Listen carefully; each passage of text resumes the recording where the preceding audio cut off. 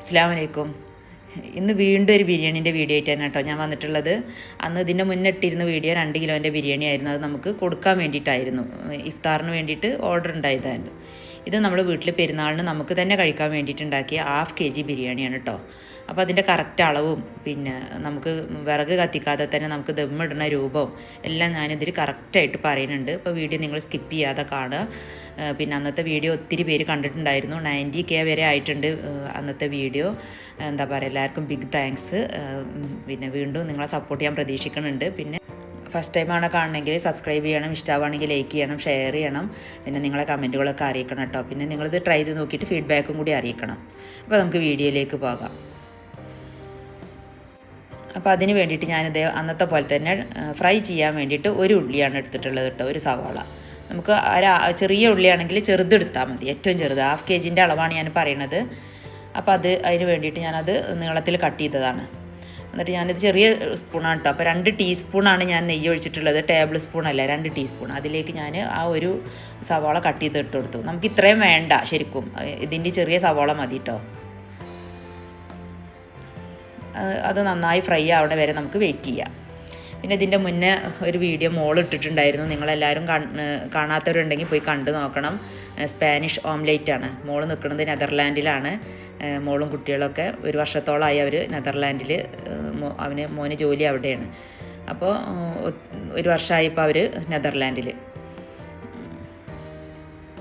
അപ്പോൾ മോൻ്റെ ബോസ് സ്പെയിൻകാരനാണ്. അപ്പോൾ അവർ വന്നിട്ട് അവരെ റൂമിൽ വന്നിട്ട് ഉണ്ടാക്കുന്നതാണ് കേട്ടോ സ്പാനിഷ് ഓംലേറ്റ്. അപ്പോൾ നിങ്ങളെല്ലാവരും കാണാത്തവരുണ്ടെങ്കിൽ ഒന്ന് പോയി കണ്ടു നോക്കണം. അപ്പോൾ ഉള്ളി നന്നായിട്ട് എന്താ പറയുക റോസ്റ്റായി വരുന്നുണ്ട്. അപ്പോൾ അതിൻ്റെ ശേഷം ഞാൻ ഇതിലേക്ക് നമുക്കൊരു പിടി ക്യാഷ് ഇട്ട് കൊടുക്കുന്നുണ്ട്, അണ്ടിപ്പരിപ്പ്. നമ്മുടെ അടുത്ത് ഉണ്ടെങ്കിൽ ഇട്ടാൽ മതി, ഇല്ലെങ്കിൽ അതിൻ്റെ ഒന്നും ആവശ്യമില്ല കേട്ടോ. പിന്നെ മുന്തിരി, എൻ്റെ അടുത്ത് ബ്ലാക്ക് ഉള്ളൂ, വൈറ്റ് റേസിൻസ് ഉണ്ടെങ്കിൽ അതാണ് ഏറ്റവും നല്ലത്. പിന്നെ ഞാൻ ക്യാരറ്റ്, ഇതെല്ലാം ഒന്നും കൂടി ഫ്രൈ ആയതിൻ്റെ ശേഷം ക്യാരറ്റും കട്ട് ചെയ്ത് ഇട്ട് കൊടുത്തു. നമുക്ക് ക്യാരറ്റ് ഉണ്ടെങ്കിൽ ഇട്ട് കൊടുത്താൽ മതി, ഇല്ലെങ്കിൽ വേണ്ട. റൈസിൻസും ക്യാഷൊക്കെ ഉണ്ടെങ്കിൽ ഇട്ടാൽ മതി. ഇനിയിപ്പോൾ ഈ ഉള്ളി തന്നെ ഫ്രൈ ചെയ്തത് വേണമെന്നില്ല, നമുക്ക് ബിരിയാണി മാത്രം വെച്ചാലും നല്ല ടേസ്റ്റുള്ള ബിരിയാണി. ഇതൊക്കെ ഗാർണിഷ് ചെയ്യാൻ വേണ്ടിയിട്ട് നമ്മൾ ഉണ്ടാക്കുന്നതാണ്. അപ്പോൾ അതായി വന്നിട്ടുണ്ട് കേട്ടോ. ഇനി ഞാനത് അതിന് കോരി എടുക്കുകയാണ്. ഞാൻ അന്നത്തെ വീഡിയോയിൽ ഫുള്ളും 1 ടേബിൾ സ്പൂൺ നെയ്യും പിന്നെ ഓയിലുമാണ് ഒഴിച്ചിട്ടുണ്ടായിരുന്നത്. ഇത് ഞാൻ 1 ടേബിൾ സ്പൂൺ നെയ്യിലാണ് ഇത് വറുത്തെടുത്തത്. ഇനി ഞാൻ അതേപോലെ തന്നെ 1 ടേബിൾ സ്പൂണും കൂടി നെയ്യ് ഒഴിച്ചു കൊടുക്കുകയാണ്. 2 ടീസ്പൂണാണ് ഞാൻ ഇതിൽ നിന്ന് ഒഴിച്ചു കൊടുക്കുന്നത്. 1 ടേബിൾ സ്പൂൺ മതി കേട്ടോ. പക്ഷേ ഓവർ ഫ്ലെയിം ഇടാൻ പറ്റില്ല, കുറച്ച് ഫ്ലെയിം ഇട്ടിട്ട് ഇങ്ങനെ നമ്മൾ വഴറ്റിയെടുക്കണം.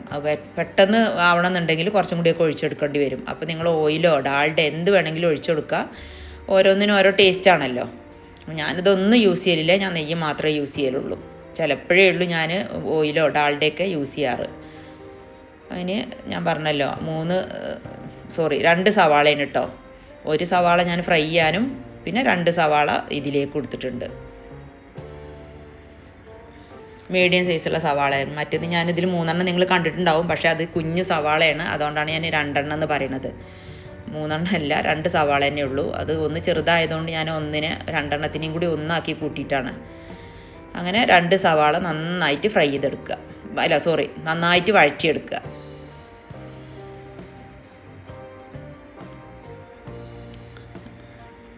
പെരുന്നാളിന് 2 ആൾക്ക് കഴിക്കാനുള്ള ബിരിയാണിയാണ്. അപ്പോൾ ഞാനിതിലൊരു 6 പീസൊക്കെ ഇട്ടിട്ടാണ് ഇതിൻ്റെ മസാല ഉണ്ടാക്കുന്നത്. ശരിക്കും 1/2 kg ബിരിയാണി എന്ന് പറഞ്ഞാൽ 6 പീസ് തന്നെ ആയിരിക്കും. 1 kgയിൽ 12 പീസാണ് ഉണ്ടാവുക. ഞാൻ പറഞ്ഞല്ലോ 6 ആൾക്ക് കഴിക്കാമെന്ന്. 1 കിലോ ബിരിയാണി 6 ആൾക്ക് വെച്ചിട്ടാണ് നമ്മൾ കണക്കൂട്ടൽ. ഒത്തിരി പേര് ചോദിച്ചിട്ടുണ്ടായിരുന്നു അതിൽ കമൻറ്റിൽ. പിന്നെ എന്താ പറയുക, ഞാൻ അരി യൂസ് ചെയ്യൽ ഫിർദൗസിൻ്റെ അരിയാണ് യൂസ് ചെയ്യൽ. ഞാൻ കൈമയൊന്നും എടുക്കലില്ല. ഫിർദൗസിൻ്റെ അരി തന്നെ നല്ല ടേസ്റ്റാണ്. പിന്നെ ചോറും തന്നെ ഒന്നൊന്നുമേ തൊടാത്ത നല്ല ചോറായിരിക്കും. പിന്നെ വലിയ വിലയില്ല, ഒരു 70, 75 രൂപ, 79 അങ്ങനെ എങ്ങാണ്ട, ഒരു 80 രൂപേൻ്റെ ആ റേഞ്ചിൽ ഒതുങ്ങണ അരിയാണ്. കുറച്ച് നേരം വെയിറ്റ് ചെയ്ത് വഴറ്റിയെടുക്കണമെന്നേ ഉള്ളൂ ഉള്ളി. അത് കഴിഞ്ഞാൽ പിന്നെ നമുക്കൊക്കെ പിന്നെ പെട്ടെന്ന് റെഡിയാക്കട്ടെ. ഉള്ളി വഴറ്റാൻ മാത്രമേ സമയം വേണ്ടുള്ളൂ. ഞാൻ 1/2 ടേബിൾ സ്പൂൺ ഇഞ്ചി, 1/2 ടേബിൾ സ്പൂൺ വെളുത്തുള്ളി, ഇത് 2 ചതച്ച് വെച്ചതാണ് കേട്ടോ. ഞാൻ പറഞ്ഞില്ല, നെയ്യെടുത്ത സ്പൂൺ തന്നെയാണ്, അത് ടീസ്പൂണാണ്. അപ്പോൾ 1/2 ടേബിൾ സ്പൂണ് ടീസ്പൂൺ ആണെങ്കിൽ നന്നായി നിറച്ചിട്ട് 1 ടീസ്പൂണ് ഇഞ്ചിയും 1 ടീസ്പൂൺ വെളുത്തുള്ളി വെച്ചാൽ ഒരു കുറച്ച് വലിയൊരു കഷ്ണം ഇഞ്ചി പിന്നെ ഒരു 1.5 ബോൾ വെളുത്തുള്ളി അത്രയും മതിയാവും. അതെടുത്തിട്ട് അതും നന്നായിട്ട് അതിൻ്റെ പച്ചച്ചവ മാറണ വരെ അതും വഴറ്റിയതിൻ്റെ ശേഷം പിന്നെ ഞാനൊരു പച്ചമുളക് എടുത്തിട്ടുണ്ട്. ഒരു 6 പച്ചമുളകാണ്. അതൊന്ന് ചതച്ചെടുക്കണം നമുക്ക്. അതും ഞാനൊന്ന് മിക്സിയിൽ ചതച്ചെടുത്തിട്ടുണ്ട്. അത് 1 ടേബിൾ സ്പൂൺ ഉണ്ടാവും. അത് ഇട്ട് കൊടുക്കുക. അതൊന്ന് നന്നായിട്ട് വഴറ്റിയെടുക്കുക. അതിൻ്റെ ശേഷം ഞാൻ 2 തക്കാളിയാണ് കട്ട് ചെയ്തെടുത്തിട്ടുള്ളത്. അതും ഇതിലേക്ക് ഇട്ടിട്ട് നന്നായിട്ട് വഴറ്റുക. ഉള്ളി നന്നായി വഴന്നതിൻ്റെ ശേഷമാണ് ഞാൻ ഇഞ്ചിയും വെളുത്തുള്ളി ഇട്ട് കൊടുത്തിട്ടുള്ളത്. അതും വഴന്നിട്ടാണ് പച്ചമുളക് ഇട്ടത്. അതിൻ്റെ ശേഷം തക്കാളി ഇട്ടിട്ട് നന്നായിട്ട് വഴറ്റുക.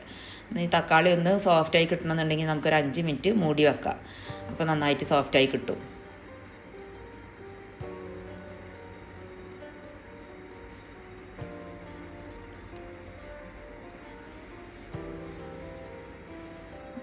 അപ്പോൾ ഒന്ന് മൂടി വെച്ചതിൻ്റെ ശേഷം ഞാൻ ഒന്നും കൂടി നോക്കി. പക്ഷേ ഒന്നും കൂടി ആവാനുണ്ട് കേട്ടോ. നന്നായിട്ട് ഒന്ന് വഴന്ന് കിട്ടണം. അപ്പോഴാണ് നമുക്ക്, ഞാൻ പറഞ്ഞല്ലോ ബിരിയാണിയുടെ ടേസ്റ്റ് അപ്പോഴാണ്. അപ്പോൾ ഒന്നും കൂടി ആവാനുണ്ട്. നമുക്ക് 2 or 3 ആളൊക്കെ ഉണ്ടെന്നുണ്ടെങ്കിൽ ഈ 1/2 kg 2 നാഴി അരി മതി. 1/2 kg 2 നാഴിയാണ്. ഞാൻ മിൽക്ക് മെയ്ഡിൻ്റെ ഇതാണ് എടുത്തിട്ടുള്ളത്. അതിന് 2 നാഴി അരിയാണ് എടുത്തിട്ടുള്ളത്. അതിൻ്റെ ആ മിൽക്ക് മെയ്ഡിൻ്റെ പാത്രത്തിന് 2 പാത്രം. പിന്നെ ഞാൻ 1/2 ടീസ്പൂണ് 1/4 ടീസ്പൂണ് മഞ്ഞൾപ്പൊടി, 1/2 ടീസ്പൂൺ മല്ലിപ്പൊടി, പിന്നെ 1/2 ടീസ്പൂണ് കുരുമുളക് പൊടി. ഇതാണ് ഞാൻ ഇട്ട് കൊടുത്തിട്ടുള്ളത്. 1/4 മഞ്ഞൾപ്പൊടി ഇട്ട് കൊടുത്തിട്ടുള്ളത്. കാരണം നമ്മൾ ചിക്കന്, അതാണ് സ്പൂണ് കാണിച്ചു തരികയാണ്. പിന്നെ 1 teaspoon garam masala, 1 teaspoon garam masala, 1/4 teaspoon മഞ്ഞൾ, 1/2 മല്ലി, 1/2 കുരുമുളക്. ഇതെല്ലാം കൂടി ഇട്ടിട്ട് ഒന്നും കൂടി വഴറ്റിയിട്ട് ഞാനൊന്ന് മൂടി വെക്കുന്നുണ്ട്. പിന്നെ നമുക്ക് ഉപ്പ് കുറച്ച് ഇട്ട് കൊടുത്താൽ മതി. കാരണം ഞാൻ മഞ്ഞളും കുറച്ച് കുരുമുളക് പൊടിയും കുറച്ച് മുളക് പൊടി ഇട്ടിട്ട് ഞാൻ ചിക്കനൊന്ന് മസാല തേച്ചിട്ട് ആദ്യം വെച്ചിട്ടുണ്ട് കേട്ടോ. പിന്നെ അത് തൈരാണ്, ഞാൻ പറഞ്ഞല്ലോ. ഇതിനൊരു 2 ടേബിൾ സ്പൂണ് തൈരും ഒഴിച്ചു കൊടുത്തിട്ട് ഒന്നും കൂടി വഴറ്റിയെടുക്കുക. ഉപ്പ് കുറച്ചിട്ട് കൊടുത്താൽ മതി. ഞാൻ കല്ലുപ്പാണ്. നിങ്ങൾ 1 ടേബിൾ സ്പൂൺ ഉപ്പ് ഇട്ട് കൊടുത്താൽ മതി. കാരണം ഈ ഉള്ളിക്കുള്ള ഉപ്പ് മാത്രം മതി. ചിക്കനൊക്കെ ഉപ്പ് തേച്ചിട്ട് ഞാൻ തലേന്ന്, ഞാൻ പറഞ്ഞല്ലോ പെരുന്നാൾ നമുക്ക് പെട്ടെന്നാണല്ലോ അറിഞ്ഞത്. അപ്പോൾ ഞാൻ അപ്പോൾ തന്നെ ചിക്കനൊക്കെ മസാല തേച്ചിട്ട് ഫ്രിഡ്ജിൻ്റെ താഴെ വെച്ചിട്ടുണ്ടായിരുന്നു. ഞാൻ കുറച്ച് മല്ലിയും കുറച്ച് പുതിനയും ഇട്ട് കൊടുക്കുന്നുണ്ട്. ചിക്കന് നമ്മൾ ആദ്യം മസാല തേച്ച് വെക്കുകയാണെങ്കിൽ ചിക്കൻ ഫ്രൈ ഒന്നും വേണ്ട. അല്ലാതെ തന്നെ നല്ലോണം ഉപ്പും ആ പുളിരസമൊക്കെ പിടിക്കും. ഞാൻ കുറച്ച് ചെറുനാരങ്ങയും 1 ചെറുനാരങ്ങൻ്റെ നീരും പിന്നെ ഉപ്പും കുറച്ച് മഞ്ഞളും കുറച്ച് മുളക് പൊടിയും കുരുമുളക് പൊടി ഇട്ടിട്ട് ഒന്ന് മസാല തേച്ചിട്ട് ഞാൻ ഫ്രിഡ്ജിൻ്റെ താഴെ വെച്ചിട്ടുണ്ടായിരുന്നു. സമയം ഉണ്ടെന്നുണ്ടെങ്കിൽ നിങ്ങൾക്ക് 2 മണിക്കൂർ മുന്നേ മസാല തേച്ച് വെച്ചാൽ പിന്നെ ഒന്നിൻ്റെ ആവശ്യമില്ല. നല്ല ഉപ്പും പുളിയൊക്കെ ചിക്കനിൽ പിടിച്ചിട്ടുണ്ടാകും. ഫ്രൈ ചെയ്യേണ്ട ആവശ്യമില്ല കേട്ടോ. പിന്നെ ബിരിയാണിക്ക് ടേസ്റ്റും ഇങ്ങനെ തന്നെയാണ് നമ്മൾ ഫ്രൈ ചെയ്യാതെ ഉണ്ടാക്കുന്നത്. ഞാൻ പറഞ്ഞല്ലോ 6 പീസാണ് ഞാൻ എടുത്തിട്ടുണ്ടായിരുന്നത്. ആ 6 പീസ് ഞാനിങ്ങനെ ചെയ്തിട്ട് തലേ ദിവസം തന്നെ ഞാൻ ഫ്രിഡ്ജിൽ വെച്ചിട്ടുണ്ടായിരുന്നു. പിന്നെ രാവിലെയാണ് ഞാൻ ബിരിയാണി വെക്കുന്നത് കേട്ടോ. രാവിലെ ഞാൻ എൻ്റെ നിസ്കാരമൊക്കെ കഴിഞ്ഞതിൻ്റെ ശേഷം ഒരു 5:30-5:45 കിച്ചണിൽ വന്ന് ബിരിയാണീൻ്റെ മസാല റെഡിയാക്കി വെച്ചിട്ടാണ് പിന്നെ നിസ്കരിക്കാൻ പോയത്. അപ്പോൾ ഇതാണ് കേട്ടോ ചിക്കൻ റെഡി ആയിട്ടുണ്ട്. ഓഫാക്കി ഞാൻ. ഇനി നമുക്ക് ചോറ് വെക്കാൻ വേണ്ടിയിട്ട് വെള്ളം ഞാനൊരു ചെറിയ ചെമ്പിൽ വെച്ചിട്ടുണ്ട്. ചോറൊന്ന് ആയാസത്തിൽ കടന്ന് വേവണം കേട്ടോ. നന്ന ചെറുതിൽ വെക്കരുത്. അപ്പോൾ കുറച്ച് ചപ്പും ഉപ്പും പിന്നെ മല്ലിയും പുതിനയും ചപ്പ് എന്ന് പറയുന്നത് അതാണ് കേട്ടോ. പിന്നെ പട്ട, ഗ്രാമ്പു, ഏലക്ക അതൊരു 2 എണ്ണം വെച്ചിട്ട് അത് ഇട്ട് കൊടുത്ത് വെള്ളത്തിലേക്ക്.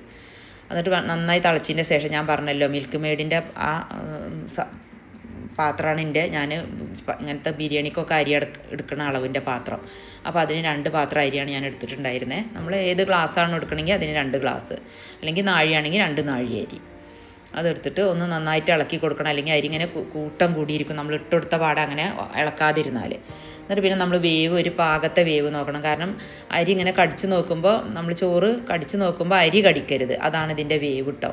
നന്നായി വേവാനും പറ്റില്ല. അപ്പോൾ ചോറ് എന്താ പറയുക വെന്തുടഞ്ഞ് ഒരു ടേസ്റ്റ് ഉണ്ടാവില്ല. ബിരിയാണി ഇങ്ങനെ എന്താ പറയുക കൊയ പോലെ ഇരിക്കും. ഒരു പാകത്തെ വേവിന് നമ്മൾ ചോറ് വാർത്തെടുത്താൽ മതി. ഇനി ഞാൻ ഏകദേശം ആയിട്ടുണ്ട്. അപ്പോൾ ചോറ് ഗ്യാസ് സ്റ്റവ് ഓഫാക്കണ സമയത്തേക്കാണ് ഞാൻ ക്യാരറ്റ് കട്ട് ചെയ്തിട്ട് കൊടുക്കണത്. 1/2 മുറി ക്യാരറ്റ് വേണം, അത് കട്ട് ചെയ്തിട്ട് കൊടുക്കണേ. ചോറിലേക്ക് നമ്മൾ ഇത്ര ഇട്ട് കൊടുക്കണുള്ളൂ കേട്ടോ. ക്യാരറ്റും ഗ്യാസ് സ്റ്റവ് ഓഫാക്കി ഞാൻ. പിന്നെ മല്ലിയും പിന്നെ ഗ്രാമ്പു, പട്ട, ഏലക്ക, ഇത്രയും സാധനങ്ങൾ മാത്രം നമ്മൾ ചോറിൽ 2 എണ്ണം ഇട്ട് കൊടുത്താൽ മതി. അതിൻ്റെ ശേഷം ഞാൻ ഗ്യാസ് സ്റ്റവ് ഓഫാക്കിട്ടോ. ക്യാരറ്റ് ഇട്ടതിൻ്റെ ശേഷം ഇനി ഗ്യാസ് സ്റ്റവ് ഓഫാക്കിയിട്ട് ഇട്ട് കൊടുത്താലും മതി. എന്നിട്ടൊന്ന് ഇളക്കിയാൽ മതി. ക്യാരറ്റൊക്കെ പെട്ടെന്ന് വേവുന്ന സാധനമാണ്, പെട്ടെന്ന് കുക്കാവുമല്ലോ.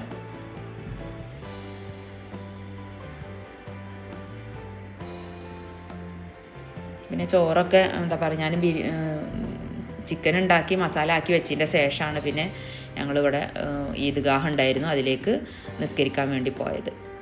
നമ്മൾ ചോറിന് വെള്ളം വെച്ചല്ലോ, അപ്പം തന്നെ നമ്മൾ അപ്പുറത്തെ ഗ്യാസ് സ്റ്റൗവിൽ ഒരു ഇരുമ്പിൻ്റെ പത്തിരിപ്പാനാണ്, പത്തിരിക്കല്ല്, ഇരുമ്പിൻ്റെ കല്ലാണ്, അത് അപ്പുറത്ത് വെച്ച് ചൂടാക്കിയിട്ടുണ്ടായിരുന്നു കേട്ടോ. ഈ കല്ല് നന്നായിട്ട് ചൂടാക്കി എടുക്കണം കേട്ടോ, കാരണം നമ്മൾ ഫസ്റ്റ് ടൈമിൽ തന്നെ ഈ കല്ല് അപ്പുറത്ത് ഗ്യാസ് സ്റ്റൗവിൽ വെച്ച് ചൂടാക്കി എടുക്കണം. എന്നിട്ട് അതിൻ്റെ മുകളിൽ നമ്മൾ വേവിച്ച് വെച്ച ചിക്കൻ്റെ ഫ്രൈ പാൻ ഉണ്ടല്ലോ അത് വെച്ചെടുത്തു. എന്നിട്ട് നമ്മൾ ഇറച്ചിക്കൊട്ടിയിലേക്കാണ് ഞാൻ ചോറ് ഊറ്റിയെടുത്തിട്ടുണ്ടായിരുന്നത്. ആ ചോറ് ഇതിലേക്ക് ഇട്ട് കൊടുത്തു. പിന്നെ ഒരു ചെറുനാരങ്ങയാണ്, അതും ഒരു ടേബിൾ സ്പൂണ് വിനീഗറും കൂടി കൂട്ടി മിക്സ് ആക്കിയിട്ട് അത് നന്നായിട്ടൊന്ന് സ്പ്രെഡാക്കി കൊടുക്കുക. എന്നിട്ടൊന്ന് മിക്സ് ആക്കി എടുക്കണം കേട്ടോ, കാരണം ചോറിൻ്റെ എല്ലാ ഭാഗത്തേക്കും ഇതിൻ്റെ ഉപ്പും പുളിയൊക്കെ എത്താൻ വേണ്ടിയിട്ടാണ് അങ്ങനെ. പിന്നെ ഞാൻ ഒരു ടീസ്പൂണ് ഗരം മസാല ഇട്ട് കൊടുത്തു. ഗരം മസാലൻ്റെ വീഡിയോ ഒക്കെ ഞാൻ ഇതിൻ്റെ മുന്നിട്ട ബിരിയാണീൻ്റെ വീഡിയോയിൽ ഫസ്റ്റ് തന്നെ ഞാൻ പറയുന്നുണ്ട്, അപ്പോൾ കാണാത്തവരുണ്ടെങ്കിൽ പോയി കാണുക. പിന്നെ ഞാൻ മല്ലിയും പുതിനയൊക്കെ കുറച്ച് മതി, മല്ലിയൊക്കെ ഒരു പിടി മതി, അതെല്ലാം ഞാൻ അരിഞ്ഞ് വെച്ചിട്ടുണ്ടായിരുന്നു ആദ്യം തന്നെ, അതിട്ട് കൊടുക്കുക. പിന്നെ ഞാൻ ഒരു ടേബിൾ സ്പൂൺ നെയ്യാണ് ഒഴിച്ചു കൊടുക്കുന്നത്. നെയ്യിൻ്റെ പാത്രത്തിൽ നെയ്യ് കഴിഞ്ഞ് തുടങ്ങിയിട്ടുണ്ട്, അതാണ് ഞാനിങ്ങനെ 2-3 പ്രാവശ്യമായിട്ട് ഇടുന്നത്. ഒരു ടേബിൾ സ്പൂൺ നെയ്യ് മതി. ഇനി നെയ്യ് ഒരു ടേബിൾ സ്പൂൺ വേണ്ടാത്തവർക്ക് 1/2 ടേബിൾ സ്പൂൺ ഒഴിച്ചു കൊടുത്താലും മതി. അതെല്ലാം വേണ്ടാന്നുണ്ടെങ്കിൽ സ്കിപ്പ് ചെയ്യുകയും ചെയ്യാം. നെയ്യ് ഒഴിച്ചു കൊടുക്കുമ്പോഴാണ് ചോറിനൊരു എന്താ പറയുക ടേസ്റ്റും ഒരു മയമൊക്കെ വരിക, അതിനാണ് നെയ്യും കൂടി ഒഴിച്ചു കൊടുക്കുന്നത്. എന്നിട്ട് നന്നായിട്ട് ഒന്നും കൂടി മിക്സ് ആക്കിയതിൻ്റെ ശേഷം പിന്നെ ഒന്ന് ലെവൽ ചെയ്ത് കൊടുക്കുക. നെയ്യ്, ഗരം മസാല, മല്ലി, പുതിന, ലെമണ്, ഇതാണ് നമ്മൾ ദമ്മിടുന്ന സമയത്ത് ചെയ്യണത്. പിന്നെ ഞാൻ ആദ്യം ഫ്രൈ ചെയ്ത് വെച്ച ഉള്ളിയും കാഷ്യും എല്ലാം കൂടി നമ്മൾ ഫ്രൈ ചെയ്ത് വെച്ചല്ലോ, അതൊന്ന് മിക്സ് ആക്കിയിട്ട് കുറച്ച് ചപ്പും കൂടി ഇട്ട് മിക്സ് ആക്കിയിട്ട് അതൊന്ന് ഗാർണിഷ് ചെയ്ത് കൊടുക്കുക.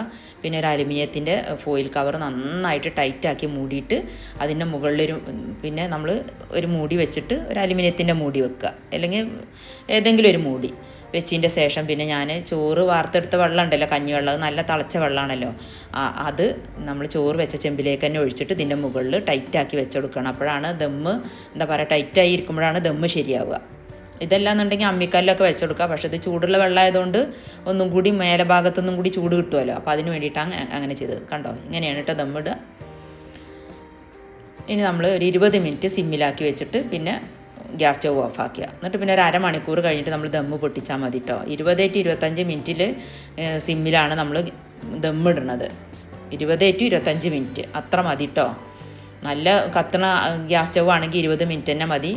ശരിക്കും പറയൽ 15 മിനിറ്റാണ്, അപ്പോൾ അല്ലെങ്കിൽ ഒരു 15-20 മിനിറ്റ് അത്രയും മതി കേട്ടോ.